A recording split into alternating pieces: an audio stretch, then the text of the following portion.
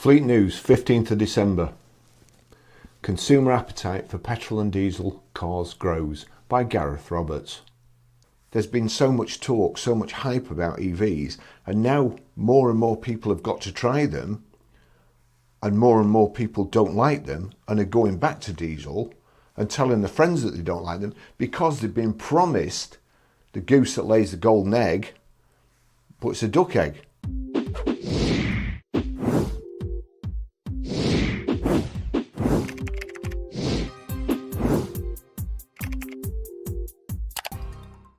Fleet News, 15th of December.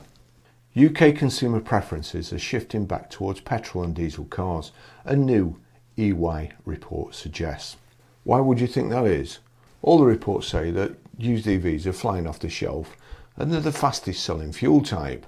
I mean, they're perfect. Why would people want a smelly old diesel or a petrol? While company car drivers have embraced electric vehicles, EVs, thanks to their fleet-friendly low tax rates, EY found that 2 in 5 UK new and used car buyers, 41%, who are intending to purchase a vehicle in the next 2 years, are most likely to buy a petrol or diesel, up from just over a third, 36% in 2024. Fewer than 1 in 5, 19%, are interested in buying a battery electric vehicle, BEV, down from 23% in 2024. The same proportion, 19%, said that they are looking to buy a hybrid next, down from 27% last year, with 10% of respondents indicating their preference for a plug-in hybrid electric vehicle, PHEV. That is in line with last year's figures. Last year's EY Mobility Consumer Index findings highlighted a fall in internal combustion engine ICE buying intent, with an increasing proportion of UK consumers, 59%, looking to cleaner and greener vehicles. It now stands at 50%. Expensive upfront purchase costs were the top factor in respondents not opting for an EV, which EY says included BEVs, PHEVs, hybrids and extended range electric vehicles, EREVs, with 41% citing this reason.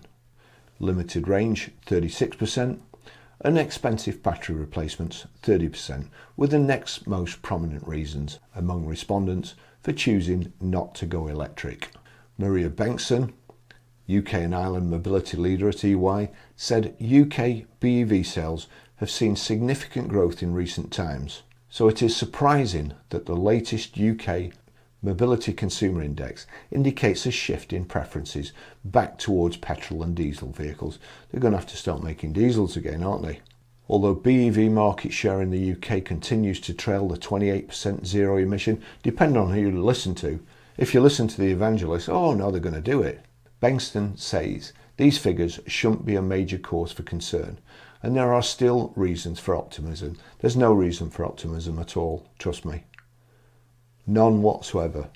She argues that encouragement can be taken from last month's autumn budget, which was announced after this survey was conducted. You see, what's happened is there's been so much talk, so much hype about EVs, and now more and more people have got to try them, and more people don't like them and are going back to diesel and telling their friends that they don't like them because they've been promised the goose that lays the golden egg, but it's a duck egg.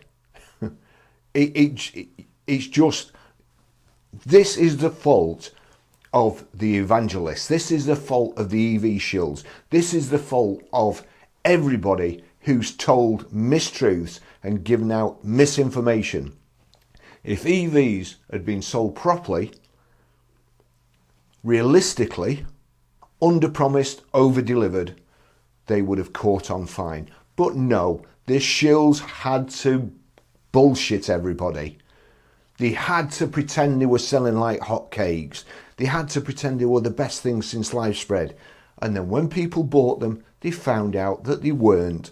And their old diesel, smelly diesel, knocky thing, was better for them, suited the needs better than electric vehicles. That's what's happened. My needs, I knew they were talking rubbish. I've had a few EVs. I've bought them used, apart from Miami, which I bought brand new, and I love. It's perfect for me. Absolutely. I'll have had it 3 years in April. That's the longest I've ever had a vehicle. Ever in my life. And for my everyday use, it's absolutely perfect. It's what electric vehicles should be at the moment. Everybody should have one for bombing around town. It'd be marvellous. More parking spaces, more room on the road. It'd be absolutely fantastic. Make no mistake, it's people like the Full of Shit show and all the others that are getting paid to spout rubbish about electric vehicles. It's their fault. They are not part of the solution. They are the problem. Without a doubt, without a shadow of a doubt. Jordan, the EV shill, lying about me, making things up about me.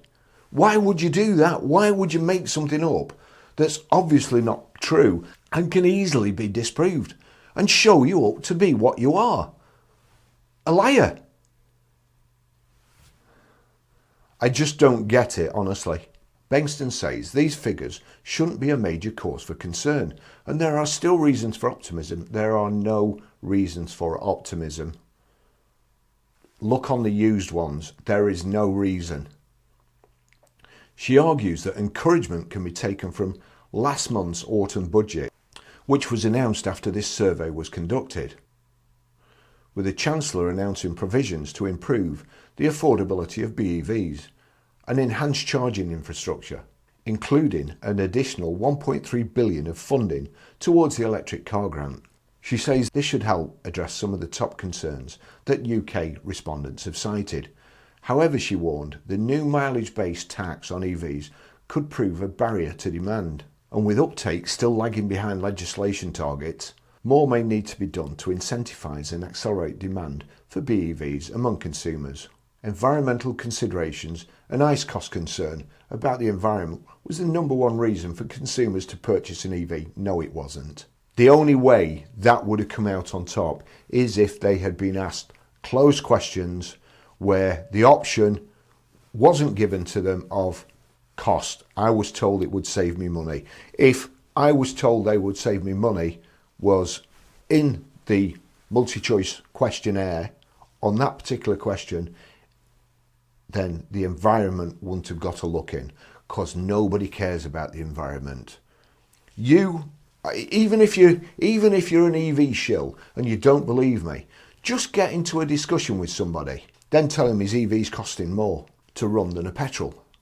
No, it's not. No, it's not. And then when you prove it is, they then say, well, I want to save the environment. I want to save the planet for my grandchildren. That's it. It's a face saver. It's not a reason. It's a face saver. When they realise they've been duped into buying an EV that isn't saving them money and it would be cheap to run a petrol. None of all this, you'll save 1,500 quid. That's rubbish. It's absolute rubbish. So, 39% citing this as their motivation for buying one. Rubbish. Rising penalties on ICE vehicles, 29%, and high fuel prices, 28%, were the other key factors encouraging people to purchase an EV. Cost saving. Cost saving, nothing else. Don't kid yourself it's anything else. It's not. Attitudes towards the overall EV experience in the UK appear resilient according to the index, with a significant proportion, 84% of current EV owners in the market for a vehicle, saying they would likely buy another. 84% of EV people who've got one. Now, likely, 84%. So 16% wouldn't. Right? 16% wouldn't. Well, 16% is a far cry from only 3% would go back to a nice car. In the other survey, the other day, by the other ZapMap was it, even from Pro EV Stories, they're never ever singing off the same hymn sheet. 84% of current EV owners would likely buy another. 16% would definitely not buy another. Let's look at it that way. 16% definitely not. But the others would only likely. Not definitely. You can't even say, oh, 8 out of 10 are going to buy another. No, they're not.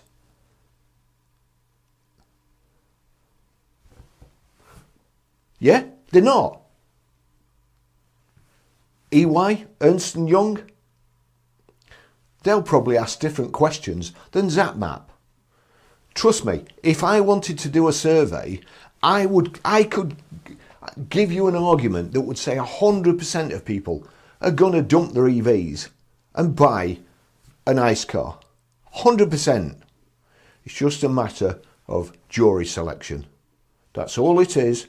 In America, they have specialised people to sift out members of the jury who would vote for their client to get shot, hung, whatever it is they do in America, sent to prison. Specialised people. Now, that's just for one person. That's just defending one person. These people are defending all EVs. How much do you think they're going to tamper with the jury? Tell you, don't believe a word. Don't believe a word. You look through the comments on my YouTube videos. Nobody can prove me wrong. But all they do is call me names. Old. He's out of bed. Senile. Grifter. Liar even. Jordan EV guy. I'm a liar. I run. Barry the EV liar runs a Tesla. I don't run a Tesla. If I've ever run a Tesla, well, I wouldn't give my money to EV people, but I'd give it to a dog's home, a dog's charity or whatever, or African Water Aid. If I ever had a Tesla, run a Tesla, even bought a Tesla, I'll give everything I've got away. Shirt off my back. Okay? Now, ask Jordan. Somebody go and ask Jordan if he'll do the same. If he's so sure that I ran a Tesla and I drive a Tesla, ask him if he'll give all his stuff away. No, because he's a liar, that's why.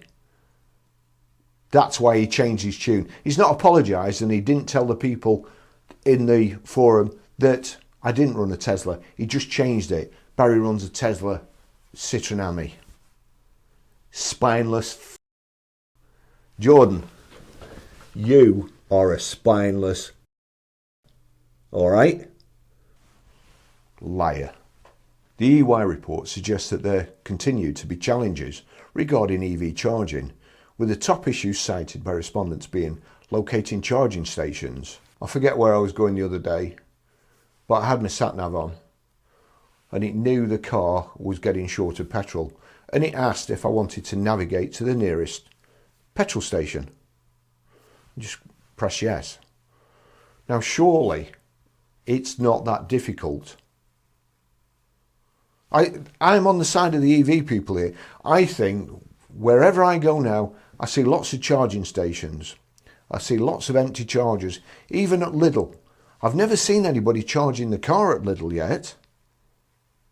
But even at the Co-op, there's an Instavolt charger at the Co-op that used to be Grosvenor Garage. These chargers just next to the cinema. They're all over the place. Everywhere I go, McDonald's, there's chargers. KFC, chargers. The one at Macclesfield, chargers. I don't see it as being that difficult. I know sometimes there may be queues, like coming up to Christmas, there may be terrible queues. During the year, the rest of the year, unless it's a holiday, a bank holiday Friday or something like that, or Monday, then I'm pretty sure you'll be able to charge your vehicle. The problem is though, that when you charge your vehicle at one of these places, it's more expensive than petrol. It's not a problem to find them. It's a problem that they cost more than having a diesel or a petrol. And then you have to sit there for an hour. So not only does it cost more than the petrol or diesel, but your time. What could you be doing? Your firm are paying you to sit in your car for doing nothing. That's what beats me. Top issues cited by respondents being locating charging stations, 47%, long wait times, 45%, and expensive costs, 40%. So again, we're getting back to costs. In relation to the EV home charging experience, with the ability to monitor and automate charging, 55%, and the opportunity to lower electric bills and earn rewards while the vehicle is charging, 49%. Then we get back to firms like Zurich Insurance, who say that when your car's charging, you should monitor it, you should keep an eye on it. You can't keep an eye on it when you're fast asleep in bed, can you? You just can't. Meanwhile, for public charging, the speed of charging, 60%, affordability, 43%. So again, it's coming back to price.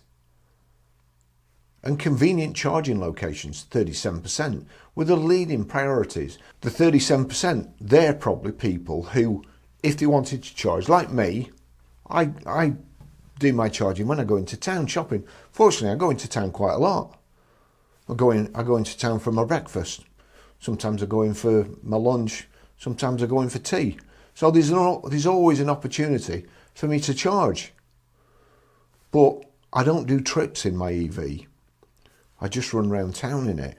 So that's easy for me. If I was going on a run, I'd go on my petrol. Bengston said cost savings and convenience are among the top priorities for UK respondents. So cost saving. Can you see anywhere where they say save the planet there? Or environment?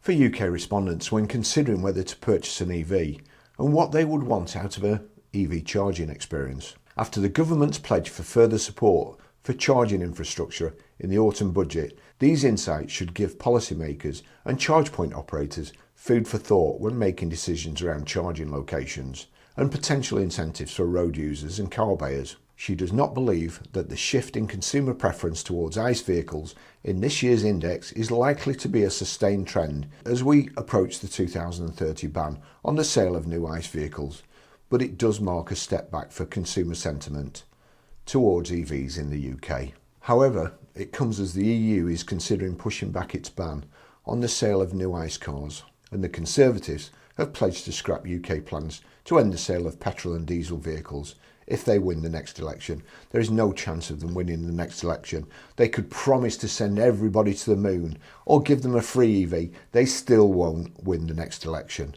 So it's neither here nor there.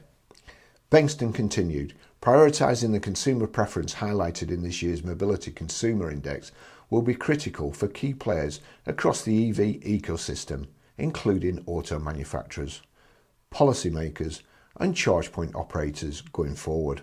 Amongst UK consumers, the EY report also found that European brands are growing in popularity, with 88% of respondents indicating that European cars were among their top 3 preferences, up significantly from 63% in 2024. Well, I'm glad about that. I'm really glad about that. Perhaps the penny's finally dropped that cars coming from China aren't as clean as cars coming from Europe. There was also a modest uptick in preference for Chinese brands, with 7% of respondents including them in their top 3, up from 4% in 2024. That's so funny, isn't it? It's so funny because when you read all the papers, you'd think it was 99% who want Chinese brands. Ask yourself why that is. Thanks for watching. See you in the next video. Bye-bye.